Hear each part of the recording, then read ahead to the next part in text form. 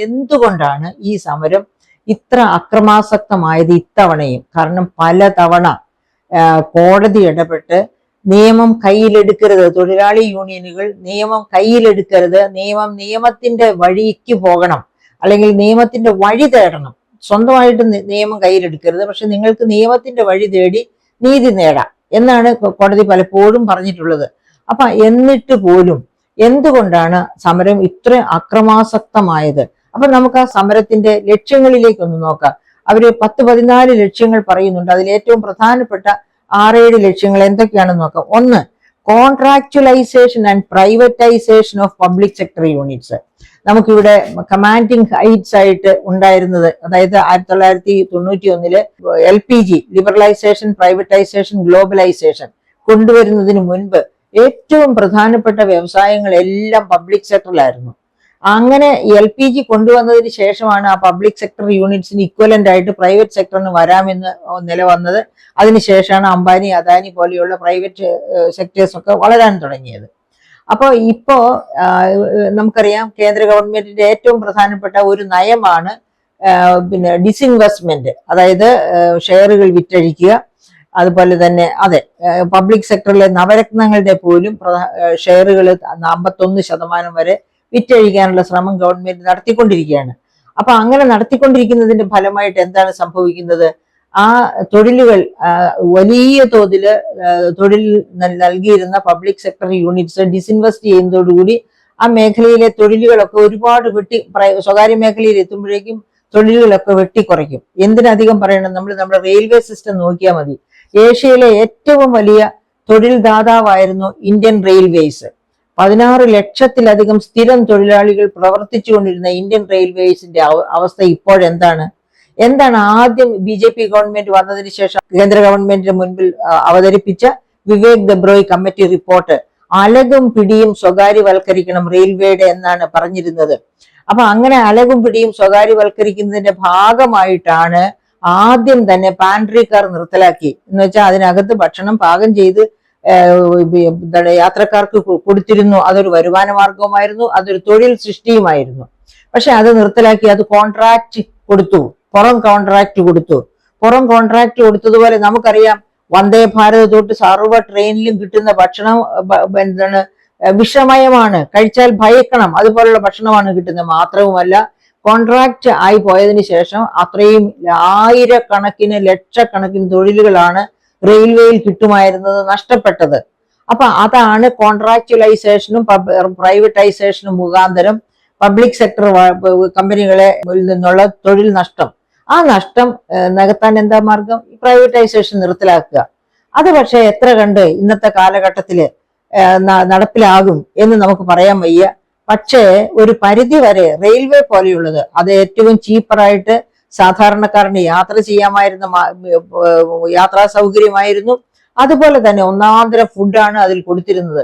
അതൊക്കെ തിരിച്ചു കൊണ്ടുവരേണ്ടത് ആവശ്യമാണ്. അപ്പൊ തൊഴിലാളികളുടെ സമരം അത്ര കണ്ട് ശരിയാണെന്ന് വേണം നമുക്ക് പറയാൻ. പക്ഷെ പിന്നെയും ഉണ്ട് ഒരുപാട് പബ്ലിക് സെക്ടർ യൂണിറ്റ്സ് ഡിസ്ഇൻവെസ്റ്റ്മെന്റിന്റെ വക്കിലെത്തി നിൽക്കുന്നത്, ഡിസ്ഇൻവെസ്റ്റ്മെന്റ് നടന്നുകൊണ്ടിരിക്കുന്നത്. പിന്നെ രണ്ടാമത്തെ അവരുടെ ഒരു ഇതെന്ന് പറയുന്നത് കൂടുതൽ ഗവൺമെന്റ് ജോബ്സ് ക്രിയേറ്റ് ചെയ്യുക. കൂടുതൽ ഗവൺമെന്റ് ജോബ്സ് ക്രിയേറ്റ് ചെയ്യാന്ന് വെച്ചിട്ടുണ്ടെങ്കിൽ ഒന്നാന്തരം വിദ്യാഭ്യാസ സൗകര്യം, അതായത് എഞ്ചിനീയറിംഗ് കോളേജുകളാണെങ്കിലും മെഡിക്കൽ കോളേജുകളാണെങ്കിലും മറ്റ് ടെക്നിക്കൽ ഇൻസ്റ്റിറ്റ്യൂട്ട്സോ ഇൻഫർമേഷൻ ടെക്നോളജി സെന്ററുകളോ ഒക്കെ നല്ല വെൽ എക്യുപ്ഡ് ആകണം. അവിടെയൊക്കെ കുട്ടികൾക്ക് എംപ്ലോയബിലിറ്റി കിട്ടത്തക്ക രീതിയിലുള്ള ട്രെയിനിങ്. നമുക്കറിയാം, നരേന്ദ്രമോദി ആദ്യം ഭരണത്തിൽ 2014 തന്നെ ഒരു മുദ്രാവാക്യം ഒന്നാമത്തെ ബജറ്റിൽ കൊണ്ടുവന്നിരുന്നു. 5T കൊണ്ട് ഞാൻ ഇന്ത്യയെ വികസിപ്പിക്കും. എന്തായിരുന്നു അദ്ദേഹത്തിന്റെ 5T? Technology, training, trade, tourism, tradition. ഇതായിരുന്നു 5T. ആ 5Tയും നന്നായിട്ട് പ്രവർത്തിച്ചിരുന്നെങ്കിൽ ഈ 10 വർഷം കൊണ്ട് ഇന്ത്യ ഇതിനേക്കാളൊക്കെ എത്രയോ അഡ്വാൻസ്ഡ് ആയേനെ. പക്ഷെ ആ പ്രസംഗം മാത്രമേ ഉള്ളൂ, പ്രവൃത്തിയിലില്ല എന്നുള്ളതാണ് നമ്മൾ പിന്നെ കാണാൻ ഇടവന്നത്. അപ്പൊ അങ്ങനെ ഈ ക്യാമ്പസുകളെ എല്ലാം ടെക്നോളജിക്കലി സസ്റ്റൈനബിൾ ആക്കുക, ക്യാമ്പസുകളൊക്കെ ഒരു ഇൻവെസ്റ്റ്മെന്റ് ഹബ്ബാക്കി മാറ്റുക, ഇങ്ങനെയൊക്കെ ചെയ്യാൻ കഴിഞ്ഞിട്ടില്ല. അങ്ങനെയൊക്കെ ചെയ്താൽ മാത്രമേ തൊഴിലാളികളുടെ ഈ ആഗ്രഹം നടക്കൂ. പക്ഷേ അതിന് ഹർത്താല് ബന്ധായിട്ട് മാറാൻ പാടില്ല. ഹർത്താല് ബന്ധായിട്ട് മാറാത്ത സ്വച്ഛസുന്ദരമായ ക്യാമ്പസുകളിലും സമ്പദ്ഘടനകളിലും മാത്രമാണ് വ്യവസായങ്ങൾക്ക് പിച്ച വെച്ച് വളരാനുള്ള സാമൂഹിക സാഹചര്യം ഉണ്ടാകൂ എന്ന് ലോകം ഇതിനകം കാണിച്ചു തന്നതാണ്. ഓഫ് കോഴ്സ് മൂലധനം കൊണ്ടുവരുന്നവരെ മൂലധനം കൊണ്ട് സാധാരണക്കാരെ ചൂഷണം ചെയ്യുന്നവരെ ചങ്ങലക്കിടണം, അത് വേറെ കാര്യം. പക്ഷേ മൂലധനം വന്നുകൂടാ എന്ന രീതിയിൽ ഇത്രയധികം ഹർത്താൽ നടത്തി ബന്ധാക്കി മാറ്റി മറ്റു പ്രശ്നങ്ങൾ സൃഷ്ടിക്കുന്നത് ഒരു കാരണവശാലും വികസനത്തിന് സഹായം ചെയ്യില്ല എന്നുള്ളത് തൊഴിലാളി യൂണിയനുകൾ മനസ്സിലാക്കേണ്ട കാലം എന്നേ കഴിഞ്ഞിരിക്കുന്നു. പിന്നെ ഉള്ളത് നാഷണൽ മിനിമം വേജ് 26,000 രൂപയാക്കി വർദ്ധിപ്പിക്കുക എന്നുള്ളതാണ്. നമുക്കറിയാം 21,000 രൂപയാക്കി വർദ്ധിപ്പിക്കാൻ പറഞ്ഞ് നമ്മുടെ ആശാ വർക്കേഴ്സ് സമരം ചെയ്യുമായിരുന്നു കേരളത്തില്. എത്ര കാലമായി അവർ 2 മാസവും കഴിഞ്ഞ് 3 മാസവും കഴിഞ്ഞ് 4ാമത്തെ മാസത്തിലാണ് അവരിപ്പോ. എന്നിട്ടും കുലുങ്ങിയിട്ടില്ല ഗവൺമെന്റ്. 21,000. അപ്പോഴാണ് 26,000 രൂപ പിന്നെ പ്രതിമാസ വരുമാനം കിട്ടത്തക്ക രീതിയിൽ വേജ് ലെവൽ വർദ്ധിപ്പിക്കണമെന്ന ഇവരുടെ ഡിമാൻഡ്. ആ ഡിമാൻഡ് ഒട്ടും വലിയ ഡിമാൻഡ് അല്ല, ശരി, തെറ്റായ ഡിമാൻഡ് അല്ല. എന്താ കാരണം തെറ്റായ ഡിമാൻഡ് അല്ലെന്ന് പറയാൻ? നോക്കൂ, നമ്മുടെ ഇവിടെ ജോലി ചെയ്യുന്ന ഒരു തൊഴിലാളിക്ക് 1,250 രൂപയാണ് അന്യ സംസ്ഥാനത്ത് നിന്ന് ഇവിടെ വന്ന് ജോലി ചെയ്യുന്ന ഒരു തൊഴിലാളിക്ക് ഒരു ദിവസം കൊടുക്കുന്നത്. അങ്ങനെ നിങ്ങൾ 30 ദിവസവും കൂട്ടിയാൽ 37,500 രൂപ. 1,250 അല്ല, അതിലും കൂടുതൽ ശമ്പളം കൊടുക്കുന്ന സ്ഥലങ്ങളും ഉണ്ട് കേട്ടോ, തിരുവനന്തപുരം പോലെയുള്ള സ്ഥലങ്ങളിൽ. അപ്പൊ 37,500 രൂപയാണ് അവരുടെ ഒരു മാസത്തെ ശമ്പളമായിട്ട് വരിക, കൂലിയായിട്ട് വരിക, ഇവിടുത്തെ രീതി അനുസരിച്ച് കൊടുത്താൽ. പോട്ടെ, 26,000 തരണമെന്ന് പറയുന്നത് ഒട്ടും അന്യായമല്ല, തീർച്ചയായിട്ടും അത് ന്യായമാണ്. പക്ഷെ ഓൾ ഇന്ത്യ തലത്തിൽ 26,000 കൊടുക്കണം എന്ന് പറഞ്ഞ് ഈ കൊച്ചു കേരളത്തില് ഹർത്താല് ബന്ധായി മാറിയത് കൊണ്ട് എന്ത് പ്രയോജനം കിട്ടാനാണ്? അങ്ങനെ എന്ത് പ്രയോജനമാണ് ഇതിനകം കിട്ടിയത്? അത് നമ്മൾ ആലോചിക്കണം. അത് ആലോചിച്ചു കഴിഞ്ഞാൽ നമ്മുടെ തൊഴിലാളികൾക്ക് മനസ്സിലാകും ഇത്തരം സമരാഭാസങ്ങളാണ്, പ്രയോജനം കണ്ടെത്തുകയില്ല. അതിന് നിയമപരമായ നടപടികൾ കോടതിയിൽ പോകണം. അത് തന്നെയാണല്ലോ ദേവൻ രാമചന്ദ്രൻ പറഞ്ഞിട്ടുള്ളത് ഇതിനു മുൻപും. ഓക്കെ, ഇനി അടുത്തത് എന്താണ്? അവരുടെ സ്ട്രെങ്തനിങ് റൂറൽ എംപ്ലോയ്മെന്റ് സ്കീംസ്. അതിന് കുറെ സ്കീംസ് ഗവൺമെന്റ് PM ഇന്റേൺഷിപ്പ് തൊട്ട് ഒരുപാട് സ്കീംസ് നരേന്ദ്രമോദി തന്നെ കൊണ്ടുവന്നിട്ടുണ്ട്. പക്ഷെ ഒന്നും വർക്ക് ചെയ്യുന്നില്ല, നിലം തൊടുന്നില്ല എന്നുള്ളതാണ് ഇത്തരം സ്കീംസിന്റെ ഒക്കെ. അപ്പൊ ഞാനൊക്കെ പോകുന്ന പല യൂണിവേഴ്സിറ്റികളിലും ചോദിക്കാറുണ്ട് PM ഇന്റേൺഷിപ്പ് അതെവിടെ, നിങ്ങളൊക്കെ അപ്ലൈ ചെയ്യാറുണ്ടോ? ഗ്രാജുവേഷൻ കഴിഞ്ഞ് പോസ്റ്റ് ഗ്രാജുവേഷന് ഞങ്ങളൊക്കെ അപ്ലൈ ചെയ്തു, പക്ഷെ ആർക്കും ഒന്നും കിട്ടുന്നില്ല എന്നാണ് അവർ പറയുന്നത്. അപ്പൊ ഇത് നിലം തൊടുന്നില്ല എന്നല്ലേ നമ്മൾ മനസ്സിലാക്കേണ്ടത്. ജനങ്ങളെ കബളിപ്പിക്കാൻ, വോട്ടേഴ്സിനെ സ്വാധീനിക്കാൻ ഇടുന്ന ഓരോ തീരുമാനങ്ങൾ, ഓരോ ജിമ്മിക്സ് എന്നേ ഇതിനെപ്പറ്റിയൊക്കെ നമുക്ക് പറയാനൊക്കുള്ളൂ. ഇനി വേറൊരു അവരുടെ ഇത് എൻഷുറിങ് MSB ആസ് പെർ, അത് തീർച്ചയായിട്ടും ആവശ്യമാണ്. സ്വാമിനാഥൻ കമ്മീഷൻ റിപ്പോർട്ട് 2002 സമർപ്പിക്കുന്നു. 2004 പിന്നെ MSP ഫിക്സ് ചെയ്യുന്നത്.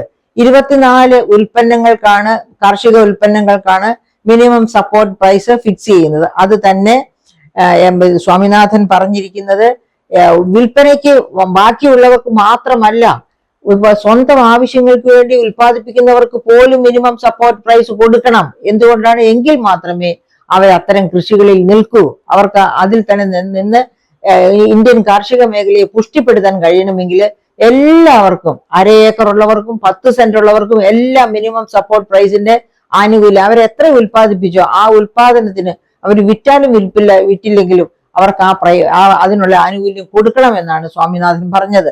അപ്പൊ അങ്ങനെ കൊടുത്തില്ലെങ്കിൽ എന്താ സംഭവിക്കുക? ഏറ്റവും ലോകത്തെ 1ാമത്തെ പോപ്പുലേഷനാണ്. 146 കോടി 39 ലക്ഷമാണ് ഇന്ത്യയുടെ പോപ്പുലേഷൻ. ആ പോപ്പുലേഷനെ വച്ചുകൊണ്ട് നമ്മൾ ജീവിക്കുമ്പോൾ, നമ്മൾ ഇന്ത്യ മുമ്പോട്ട് പോകുമ്പോൾ കാർഷിക മേഖലയ്ക്ക് ഒരു തരത്തിലുള്ള ക്ഷീണവും ഉണ്ടാകാൻ പാടില്ല. അപ്പോൾ ആ കാർഷിക മേഖലയുടെ വളർച്ചയ്ക്ക് അനിവാര്യമാണ്, കാർഷിക മേഖലയുടെയും അതിലെ കമേഴ്ഷ്യൽ ക്രോപ്സിന്റെ പോലും വളർച്ചയ്ക്ക് അനിവാര്യമാണ് സ്വാമിനാഥൻ റിപ്പോർട്ട്. അപ്പോൾ അതുകൊണ്ടാണ് ഞാൻ പറഞ്ഞത് ഇവരുടെ ഡിമാൻഡ്സ് പലതും ന്യായമായ ഡിമാൻഡ്സ് ആണ്. പക്ഷെ കേരളത്തിൽ മാത്രം അക്രമാസക്തമായത് കഷ്ടമായി പോയി. അപ്പൊ നമ്മൾ ഈസ് ഓഫ് ഡൂയിങ് ബിസിനസ്സിൽ മന്ത്രി P രാജീവ് ഒക്കെ എന്താണ് ഗ്ലോബൽ ഇൻവെസ്റ്റ്മെന്റ് മീറ്റ് കേരള എന്നൊക്കെ പറഞ്ഞ് നടത്തിയതൊക്കെ വെറും വൈത്താരികളായി മാറും. ഇതൊന്നും നിലം തൊടില്ല ഇങ്ങനെ അക്രമാസക്തമായ ഒരു ട്രേഡ് യൂണിയൻ സിസ്റ്റം ഉള്ള സംസ്ഥാനത്ത്. അതുകൊണ്ടാണ് ഞാനത് പറഞ്ഞത്. ഇനി ലോൺ വേവേഴ്സ് ഫോർ ഫാമേഴ്സ് തീർച്ചയായിട്ടും അനിവാര്യമാണ്. മൻമോഹൻ സിംഗ് ഗവൺമെന്റ് അങ്ങനെ ലോൺ വേവർ ചെയ്തു കൊടുത്തിരുന്നു.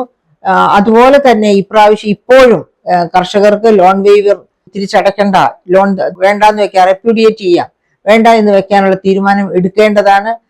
ഏറ്റവും വലിയ ഫാർമേഴ്സിനല്ല, ചെറുകിട ഫാർമേഴ്സിന് അവരെടുത്തിരിക്കുന്ന ചെറിയ ചെറിയ വായ്പകളൊക്കെ വേണ്ടാന്ന് വെച്ച് അവരെ സഹായിക്കാവുന്നതാണ്. അപ്പൊ ഇതൊക്കെയാണ് ഇവരുടെ ലക്ഷ്യങ്ങള്. ഈ ലക്ഷ്യങ്ങളൊക്കെ നേടിയെടുത്താൽ മോശമാണെന്ന് ഞാൻ പറയുന്നില്ല. പല ലക്ഷ്യങ്ങളും ഉദാത്തമായ ലക്ഷ്യങ്ങൾ തന്നെയാണ്. ഈ ലക്ഷ്യങ്ങളൊക്കെ നേടിയെടുത്താൽ മാത്രമേ ഇന്റർനാഷണൽ ലേബർ ഓർഗനൈസേഷൻ 2000 ആണ്ടിലെ ലേബർ കൺവെൻഷൻ, ആ കൺവെൻഷൻ എന്തിനുള്ള കൺവെൻഷൻ ആയിരുന്നു? ഡീസന്റ് ജോബ് കൺവെൻഷൻ ആയിരുന്നു. അതായത് തൊഴിലാളികളുടെ തൊഴിലിനെ എങ്ങനെ ഡീസന്റ് ആക്കി മാറ്റാം. എന്താ ഡീസൻസി കൊണ്ട് പറയുന്നത്? ഒരു തൊഴിൽ ചെയ്താൽ നല്ല ജീവസന്ധാരണത്തിന്, നല്ല ശരാശരി ജീവിതത്തിനുള്ള പണം, വേതനം കിട്ടണം.